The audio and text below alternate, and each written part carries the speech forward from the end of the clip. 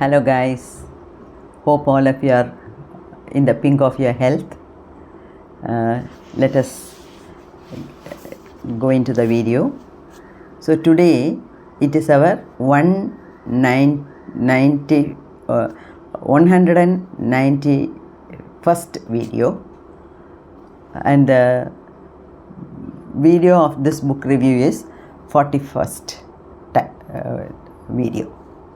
So far we have gone through 40 videos based on this book review itself, and today we are starting a new chapter, that is the 13th chapter, and the title given to this chapter is Your Subconscious and the Wonders of Sleep.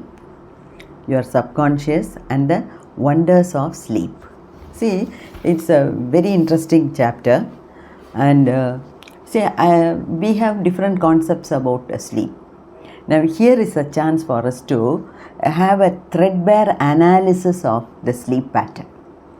What is sleep? Why it is happening? How much is sleep required? Everything we are going to analyze.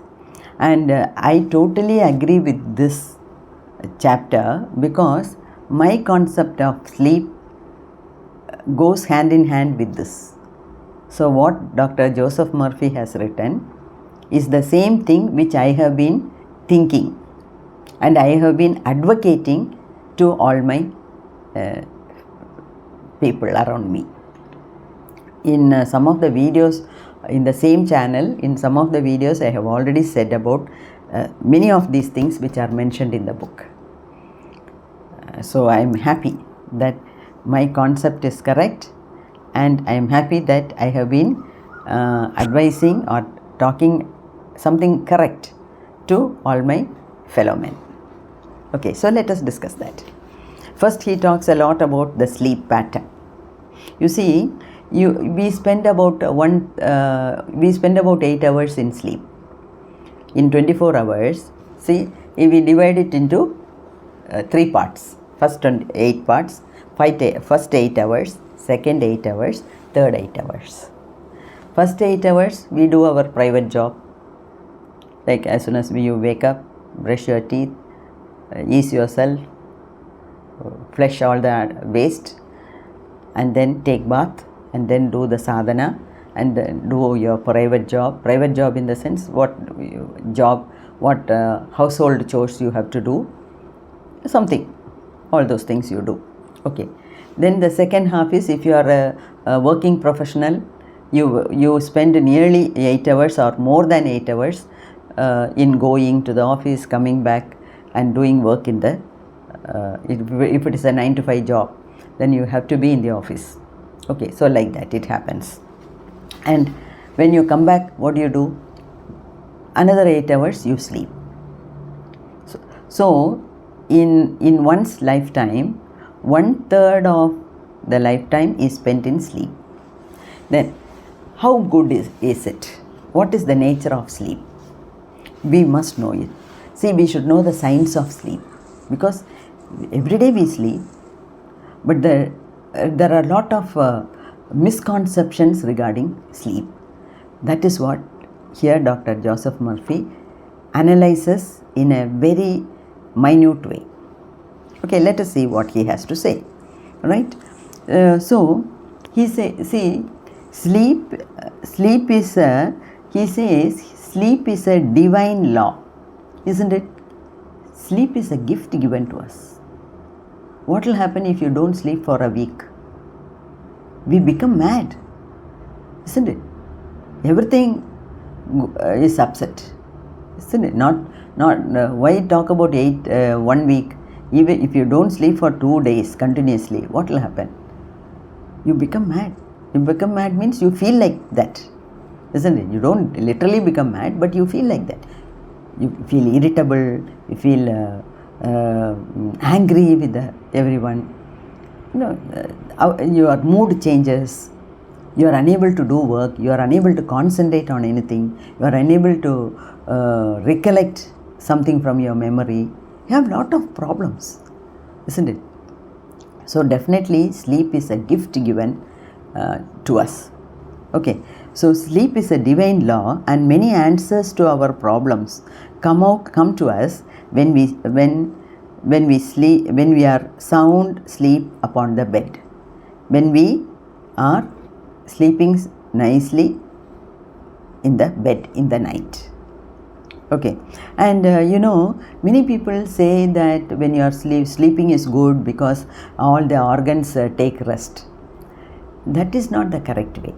No organ takes rest. See, is the heart taking rest when we sleep? Are the lungs taking rest? What about the stomach? What about the kidneys? What about the pancreas? What about the brain?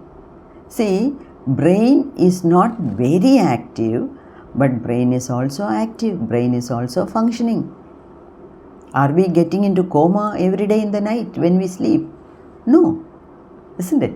So, only thing is the speed with which they work may be a little lessened.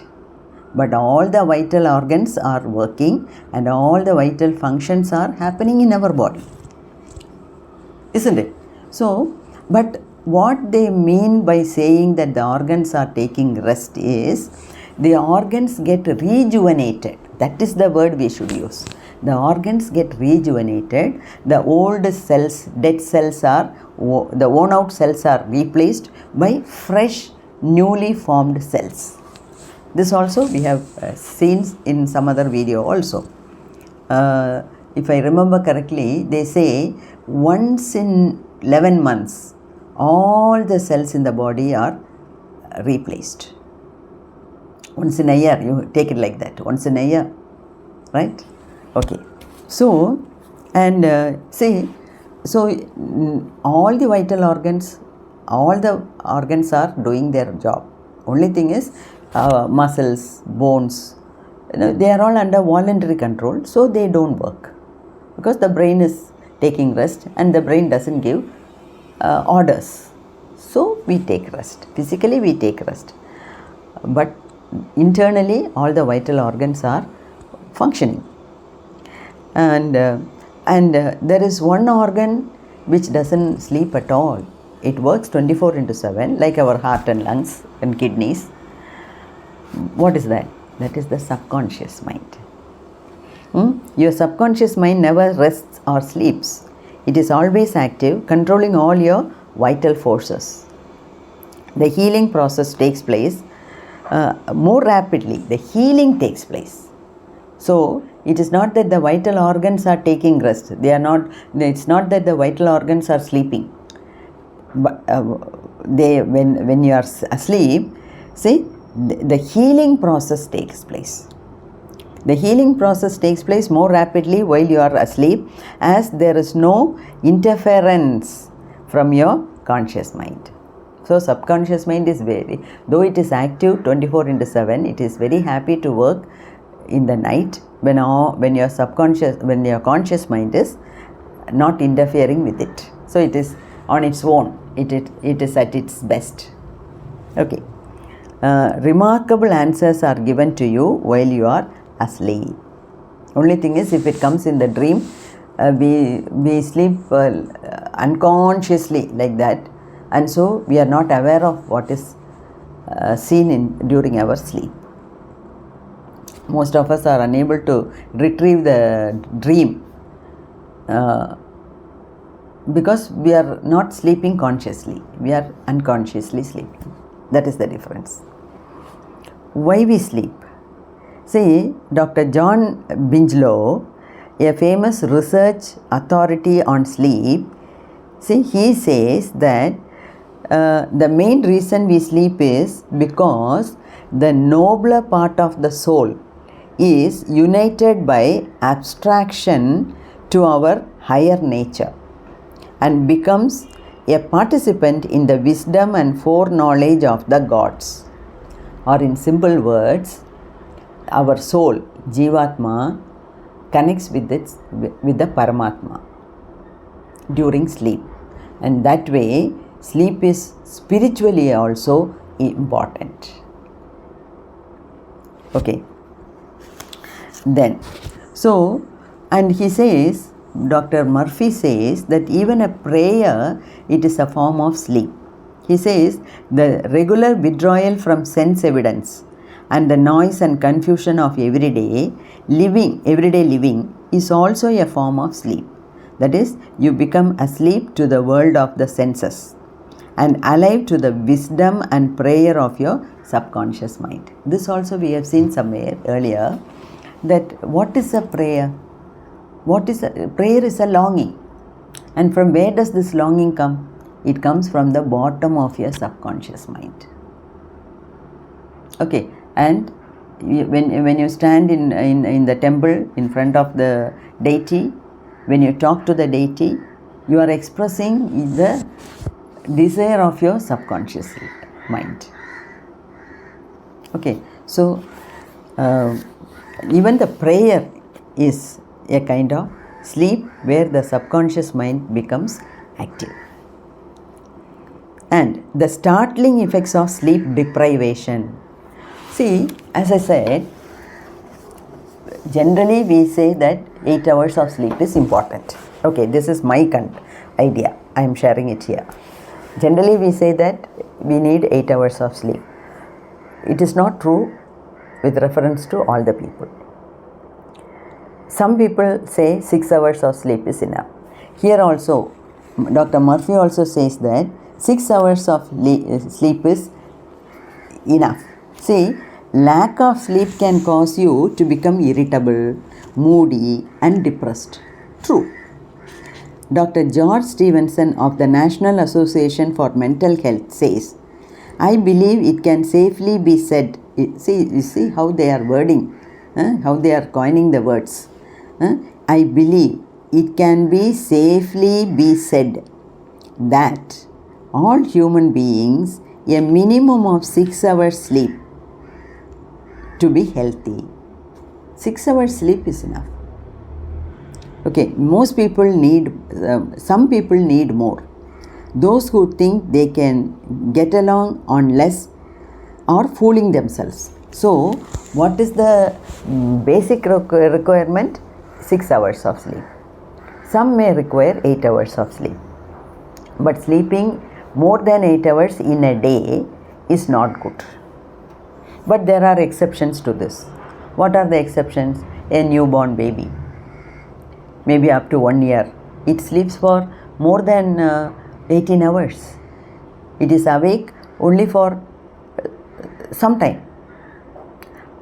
But that much of sleep is required by a newborn baby because the growth of the organs takes place only at that time.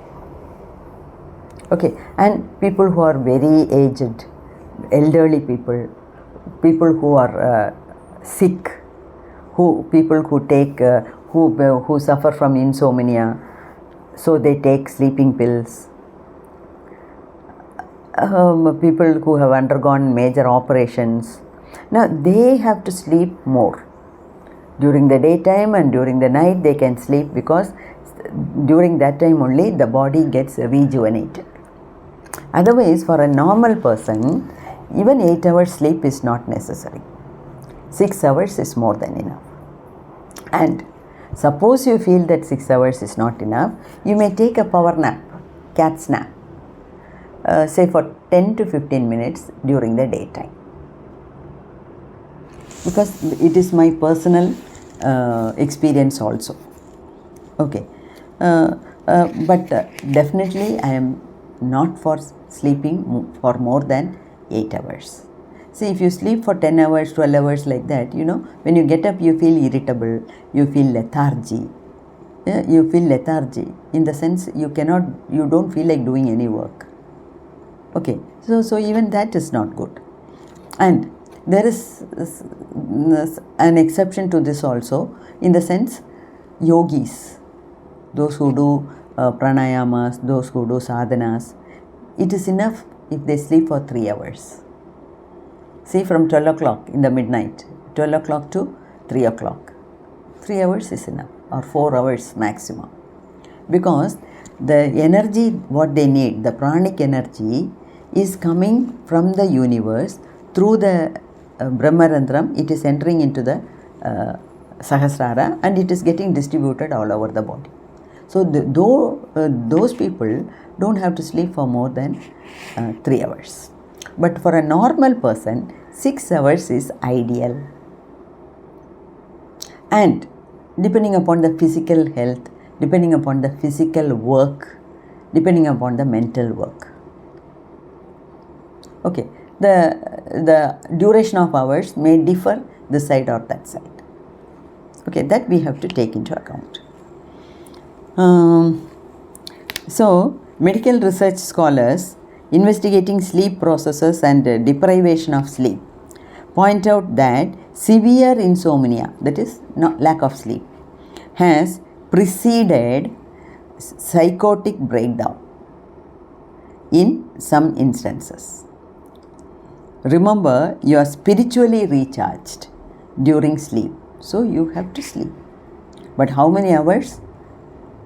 You have to decide. It will differ from person to person. An adequate sleep is essential to produce joy and vitality in life.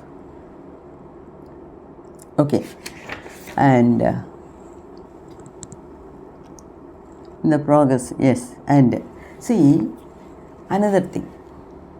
This also I am experiencing in my life. That's why I am sharing it with so much of intensity.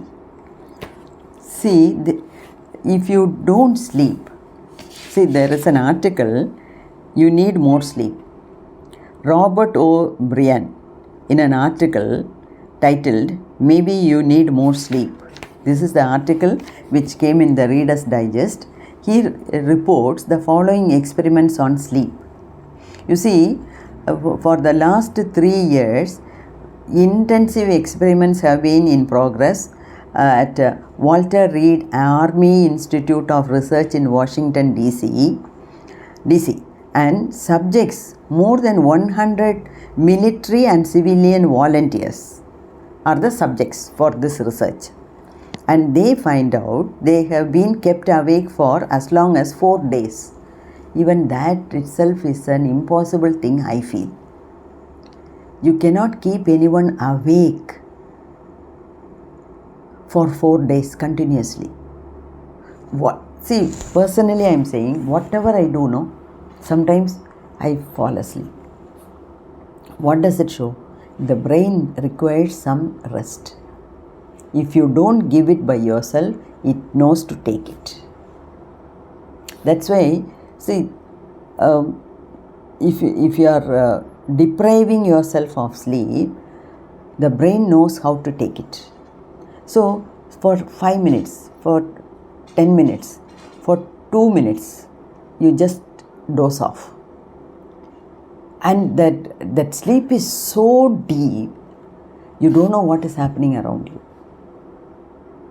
You see, this happens to me even now.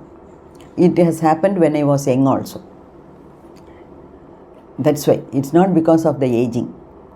See, when I talk, no, I don't feel sleepy, but then also sometimes I am overpowered by the sleep. It just, my eyes closes for a few seconds. But you know, nowadays when I am attending the online classes, suppose if I don't have enough sleep, for 2 to 3 minutes, I just doze off. I have the earphone plugged in both the ears, but still I sleep off. I can't hear what the person is talking. There is a gap. I don't know what is happening around me. I forget the surroundings. I forget myself. This sleep, I am not sleeping deliberately. The brain takes the required rest by itself. So, let us not deprive ourselves of sleep, but at the same time, let us not oversleep. So, the requirement may differ from person to person, depending on the age, depending on the physical condition and all those things. But minimum, normal sleep is 6 hours. Please remember that. You see, very interesting. They know They now know that the tired brain apparently craves sleep so hungrily that it will sacrifice anything to get it. You know, in such conditions only, while driving, especially when you are driving a car or a motorcycle, you just go blank for 2 minutes. The brain takes the required sleep, and that is where the accidents happen. Most of the accidents happen only like this. Okay, so don't fall a prey to such things. Give enough rest to your body, give enough rest to your brain. Sleep enough. Say, after only a few hours of sleep loss, fleeting stolen naps called lapses. Even today it is happening to me. That's why I am able to feel the pinch of it. Fleeting stolen naps called lapses or micro sleep occurred at the rate of 3 or 4 an hour. In an hour we may sleep 3 or 4 times.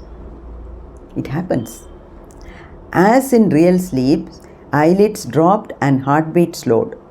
Each lapse lasted just a fraction of a second. But that much of rest is required by the brain. We are depriving our brain of that rest, and so it is taking it from you. So you fall asleep. You can't do anything. You are helpless. Sometimes the lapses were periods of blankness. You go blank. Sometimes they were filled with images, wisps of dreams. You get dreams also at this time. I have had. As hours of sleep loss mounted, the lapses took place more often and lasted longer, perhaps 2 or 3 seconds. It is not in seconds. It happens to me in seconds as well as in minutes. And if you don't have enough sleep and if you sit for meditation, you sleep for hours. Okay. Even if the subjects had been piloting, listen carefully. Even if the subjects had been piloting an airliner in a thunderstorm, they still couldn't have resisted micro sleeps for those few priceless seconds. See? And it can happen to you, as many who have fallen asleep at the wheel of a car can testify. So most of the accidents happen at this time. So if you are driving, if you are planning to drive, before that sleep nicely. I always ensure. I don't drive nowadays, and I have never driven in the night at any time on those days also. So now when I travel by car, I ensure that the person, whoever is driving, gets enough sleep. And by 9 o'clock, we take a shelter somewhere. Book a room in the hotel, go to sleep. I ensure that the driver sleeps nicely. That is very important. Then, another startling effect of sleep deprivation was its attack on human memory and perception. Okay, many sleep deprived subjects were unable to retain information long enough to relate it to the task they were supposed to perform. They were totally defueled in situations requiring them to hold several factors in mind. That is, they are unable to remember everything. Memory loss happens. Okay.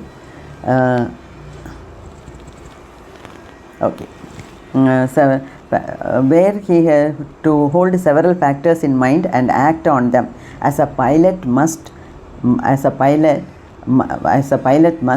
when he skillfully integrates wind direction, air speed, altitude and glide path to make a safe landing.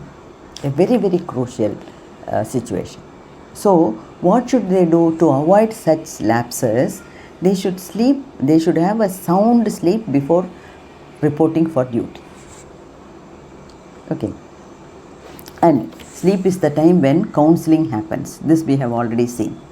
And say a young lady in Los Angeles who listens to my morning radio talks. That is, Dr. Murphy used to give talks on radio. So a lady who has been listening to this, now she had a lucrative position in New York City. She had a new job offer, double the salary and all those things.